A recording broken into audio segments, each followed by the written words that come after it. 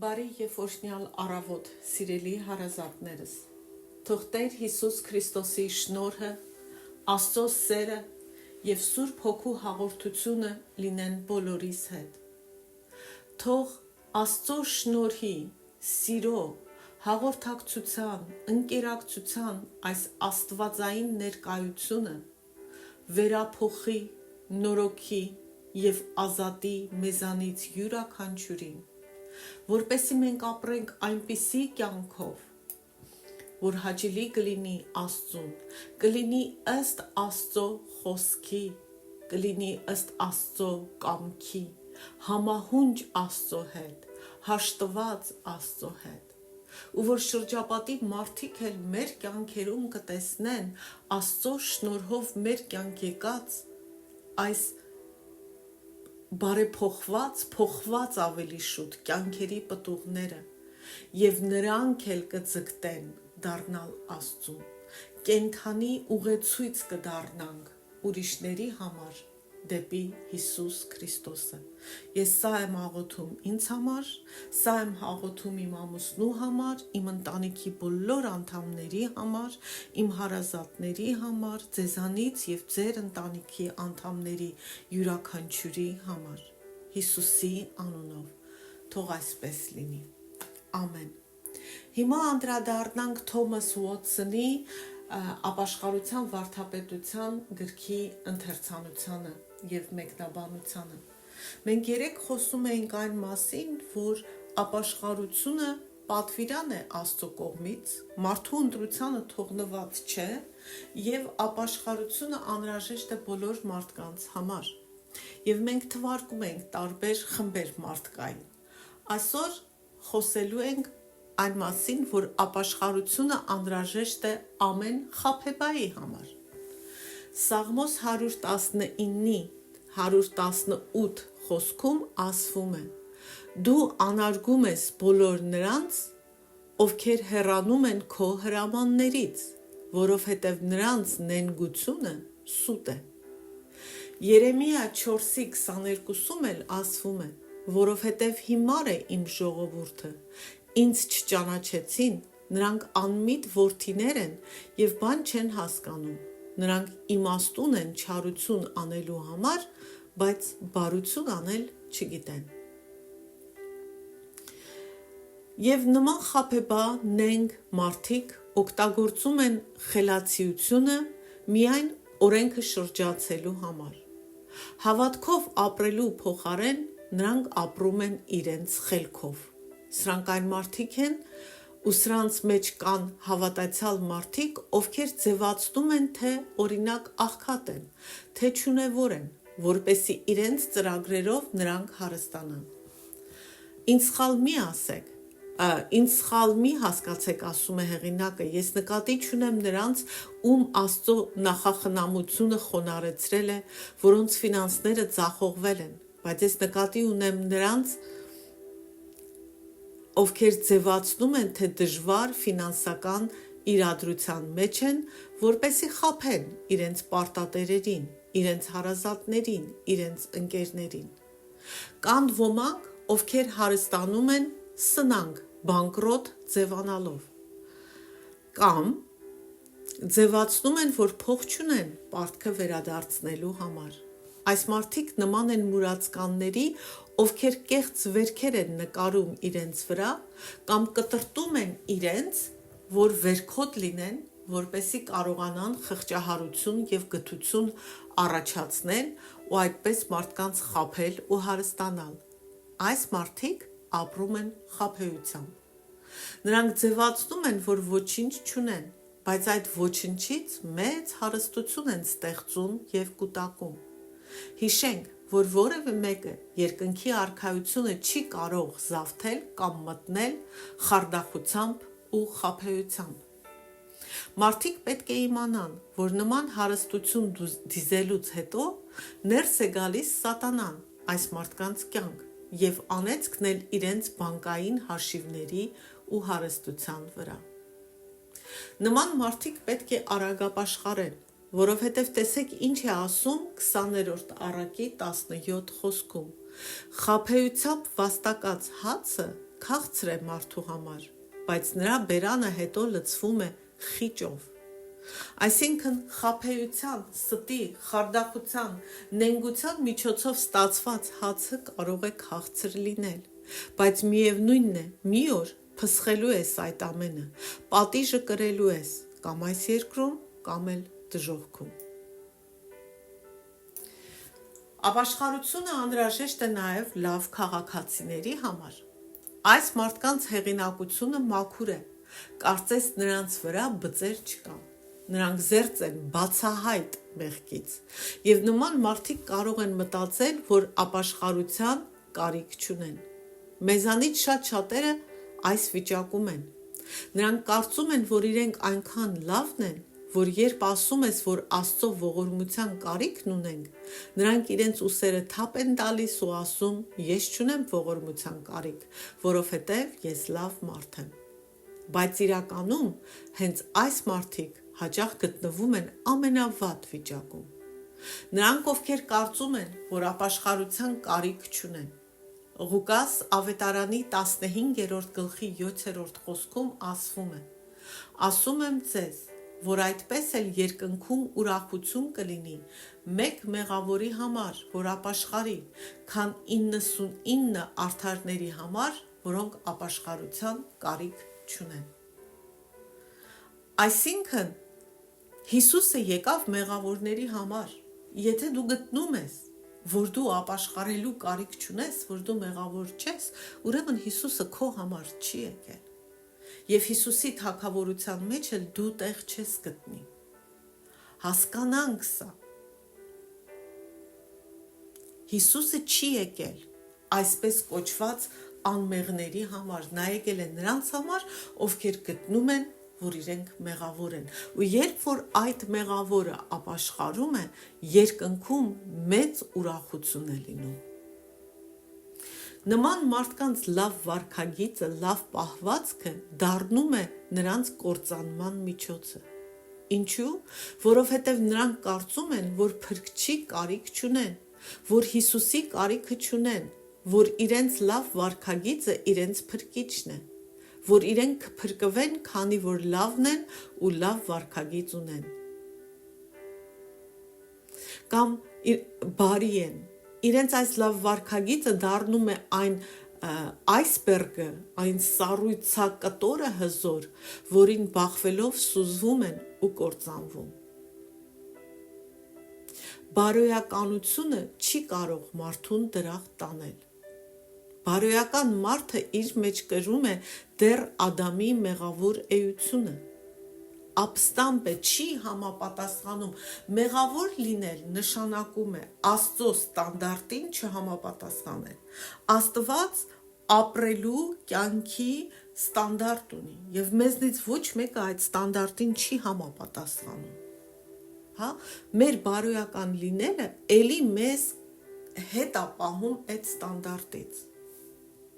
Հանկարծ չմտածեք, ես քարոզում եմ անբարոյականություն, բայց ուզում եմ ասել, որ չկա մարդ երկրի վրա, ով կարող է փրկվել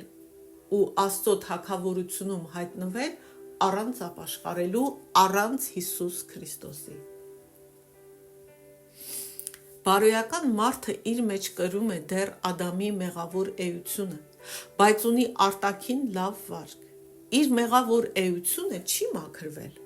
Բարոյական վարքը բավարար չէ փրկության համար։ Թեև կյանքը բարոյական է կարծես, գուցե չի հայհոյում, գուցե շնություն չի անում, գուցե չի գողանում, բայց միևնույնն է այդ մարդու սրտում կան դեռ գոռոզությունը, մեծամտությունը, ինքնահավանությունը եւ հնարավոր է նաեւ լինեն թաքուն, ծածուկ, ցանկասիրություն, տրփանքներ, կրքեր, ներքին տենչանքներ բաների համար, որ Աստծո կամքին դեմ են։ Նման մարդիկ կարող են բարոյական լինել, բայց լցված լինել հպարտությամբ, աթեիզմով, անհավատությամբ։ Ծառը կարող է շատ տերևներ ունենալ, բայց նաև լիքը ворդ լինի այդ ծառի վրա։ Ես չեմ խրախուսում ձեզ ապաշխարել որ դուք քաղաքակիրթ եք, որ դուք բարոյական եք, այլ պետք է ապաշխարենք ադամական էության համար։ Նրա համար, որ մենք Աստծո ստանդարտին չենք համապատասխանում, որ մենք Աստծո ճանապարհով չենք գնացել, այլ մեր ճանապարհով ենք գնացել, որ չենք կարծում Փրկչի կարիք ունենք, ապաշխարենք մեր սրտում թաքուն եղած հպարտության համար, տրփանքների, ցանկասիրության, կրքերի եղած, սրտում եղած թաքուն ատելության, ցասումի, աններողամտության համար եւ այլն։ Բարոյական մարդը, որ պատված է քաղաքավարությամբ, կարգուկանոնի է հետևում, բայց չի լվացվում իրական ապաշխարությամբ, նա չի կարող փրկվել, որովհետև փրկվում են միայն նրանք, ովքեր արդարացված են Հիսուս Քրիստոսով, Հիսուս Քրիստոսի արյունով։ Հիշում եք այդ պատմությունը Աստվածաշնչից, որ մեկը հայտնվում է երկնքում ու Աստված ասում է սխալ շորերով ես։ Դա Հիսուսի արդարացման շորերն են, դրանք ապաշխարության շորերն են, բարոյական մեր շորերը մեզ չեն փրկելու։ Անմաքուր կներեք,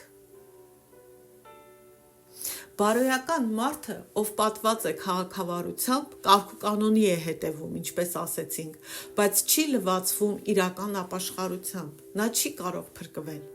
Անմաքուր ոգին է մտնում այսպիսի մեկի մեջ։ Եթե քաղաքավարությունը, բարոյականությունը մեզ կարող էր փրկել, ապա պետք չէր, որ Քրիստոսը մեռներ։ Ինչ են կարծում, Աստված իր որդուն խաչը կհաներ, եթե դրա կարիքը չլիներ։ Բարի, բարոյական, քաղաքակիրթ քաղաքացին արտաքինից գեղեցիկ ճրագ ունի իր ձեռքին, բայց այդ ճրագի մեջ չկա Աստծո շնորհը ու Աստծո փրկությունը։ Ուրեմն բարերար լավ քաղաքացի, բարոյական մարդիկ էլ փրկիչի ու ապաշխարության կարիք ունեն։ Մենք կարիք ունենք Հիսուսով ծնվելու, վերստին ծնունդ ունենալու, որպեսի մեր վարքը, մեր լավ բարքը, մեր նոր ապրելակերպը Աստծով լինի, ոչ թե մարդկային լինի։ Ապաշխարությունն անհրաժեշտ է նաև հոգևոր երկերեսանիների, կեղծավորների և հիպոկրիտների համար։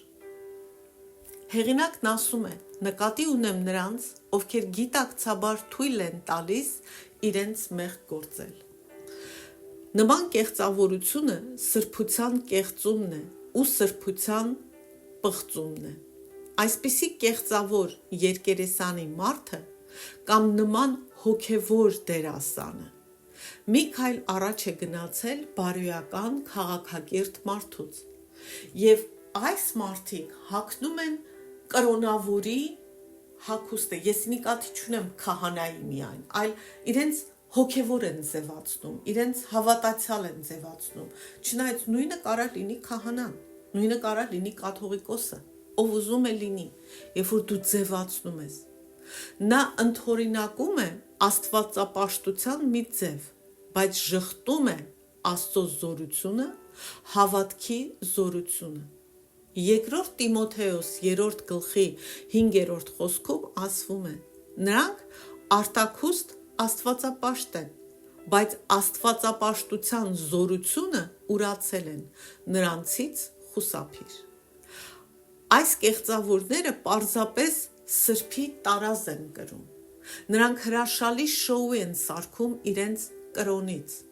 Նման կեղծավորները, նման հոգևոր դերասանները նման են արտաքինից գեղեցիկ ֆասադով տանը, բայց տան ամեն սենյակը մութ է ու խավար։ Նա նման է միսյունի, որ ներսից փտած է, բայց դրսից պատված է ոսկով։ Հոգևորության իրենց դիմակի տակ նրանք թաքցնում են իրենց ժանտախտի խոցերը։ Նման կեղծ հոգևոր մարդիկ կասեն չպտի շպարվես, դա մեղք է, բայց իրենք ամեն բան կանեն, որ արտաքինից սուրբ երևա։ Նրանք դրսից լավ տեսք ունեն, որպեսի ներքուստ վատ մնան,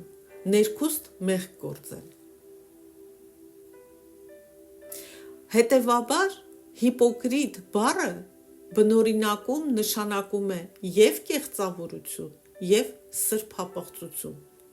Կեղծավորը կարծես աչքերը դրախտին է գամել, բայց իր սիրտը լի է անմաքուր ցանկություններով։ Նա ապրում է իր խղճի դեմ թաքուն մեղքի մեջ։ Նա շատ լավ կարողանում է իր վարքը փոխել համապատասխան իրեն շրջապատողներին և հեշտությամբ կարողանում է հանդես գալ նուրբ ու խոնարհ աղավնու դերում, երբ իրեն հարմար է, և գիշատիչ անգղի դերում, երբ իրեն հարմար է այդպես։ Նա լսում է Աստծո խոսքը, բայց միայն լսում է, երբեք չի կիրառում Աստծո խոսքը։ Աստծո խոսքը իր կյանքում որևէ փոփոխություն չի բերում։ Նա միայն կիրառող է, նա միայն լսող է։ Նման մարդիկ ամբողջապես կողմ են Աստծո տաճարում, Աստծո եկեղեցում ծառայելուն, այնտեղ կանգնել և աղոթելուն, որովհետև ուրիշները կարող են նայել իրենց և հիանալ իրենցով, բայց նրանք անտեսում են ընտանեկան աղոթքը, անձնական աղոթքը։ Ճշմարտությունը այն է, որ եթե աղոթքի կյանքը չստիպի նման մարդկանց թողնել իրենց մեղքը,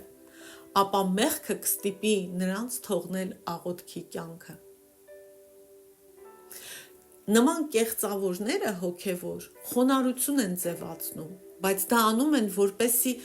բարձրանան ավելի աշխարհում, բարձր դիրքի հասնեն, բարձր ստատուսի հասնեն, ավելի մեծ պատիվ ու փառք ձեռք բերեն։ Նրանց դրդողը փառասիրությունն է։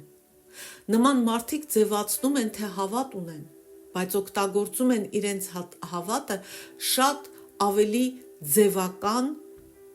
բաներով, նրանց հավատն է ձևական։ Նրանց հավատը ոչ թե վահան է պատերազմելու, այլ դատարկ է, Աստծո զորությունը չկա նրանց հավատքի մեջ։ Նա իր Աստվածաշունչը թևի տակ դրած ման է գալիս, բայց Աստծո խոսքը նրա սրտում չկա ու չի ապրում ըստ Աստծո խոսքի։ Նման մարդիկ կրոնավոր են, այն էլ բուռն գուցե, բայց ամբողջը սուտ է, ձևականություն, դատարկություն, առանց Աստծո զորության։ Նման մարդիկ ցավոք սրտի միշտ եղել են ու հիմա էլ շատ են։ Թող Տերը ների նրանց իրենց կեղծ սրբությունը և Տերը ողորմի, որ մենք այդպիսիները չլինենք, քննենք մեր հոգին, թող Սուրբ Հոգին ցույց տա մեզ, երբ որ մենք ենք ընկնում նման կեղծավորության մեջ։ Գործ Առաքելոցի 8-րդ գլխի 23 խոսքում սա է ասվում նման կեղծավորների մասին, որովհետև քեզ տեսնում եմ դառն մաղձի և անիրավության կապանքների մեջ։ Նրանք դևերի կողմից կապված են անիրավությամբ, դառը մաղձով։ Եվ նման մարդիկ խոնարհվելու մեծ կարիք ունեն։ Նրանք կարիք ունեն, որ իրենց քթերը հողի մեջ մի լավ Աստված ջարդի։ Նրանք ներսում իրենց սրտում այնքան փտած են, որ եթե որևէ բան կարող է բուժել նրանց, ապա դա պետք է լինի լուրջ, խորը ապաշխարությունը։ Թույլ տվեք ազատ արտահայտել իմ միտքը, ասում է հեղինակը։ Ոչ մեկին ավելի դժվար չի լինի ապաշխարել, քան հոգևոր կեղծավորներին, նման հոգևոր դերասաններին։ Նրանք այնքան են խաղացել կրոնավորի դերը կրոնի հետ, որ նրանց դավաճան սրտերը նույնիսկ չգիտեն, թե ինչպես ապաշխարեն։ Գուցե չեն էլ իմանում իրենց իրական վիճակը։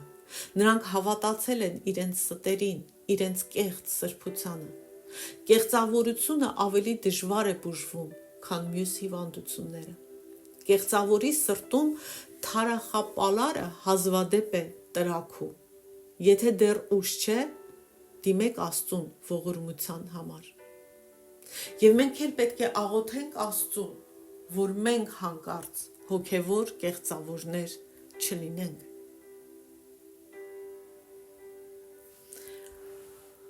Փարիսեցիները բարոյական մարդիկ էին, նրանք նաև կրոնավոր էին, ծոմ էին պահում, տասնորդ էին տալիս, աղոթք էին անում, հարկ էին վճարում, բայց ինչ է ասում Հիսուսը նրանց մասին ու զգուշացնում, որ նրանց չնմանվենք, եւ ինչու, որովհետև արտաքին էր այդ բարոյականությունը, հոգիները իրենց մեղավոր էին փառասիրությամբ, գոռոզությամբ, հպարտությամբ, մեծամտությամբ, անտարբերությամբ եւ այլն եւ այլն եւ այլն։ Կարդանք Մատթեոս ավետարանի 23-րդ գլխի 27-ից 28-ում Հիսուսի խոսքերը ուղված փարիսեցիներին։ Վայ ձեզ, կեղծավորներիդ, դպիրներիդ եւ փարիսեցիներիդ, որ նման եք ծեփած գերեզմանների, որոնք արտաքուստ գեղեցիկ են երևում, բայց ներսից լի են մեռելների ոսկորներով եւ ամեն տեսակ պղծությամբ։ Դուք նույնպես արտաքուստ արդար եք երևում մարդկանց, բայց ներքուստ լի եք կեղծավորությամբ ու անօրենությամբ։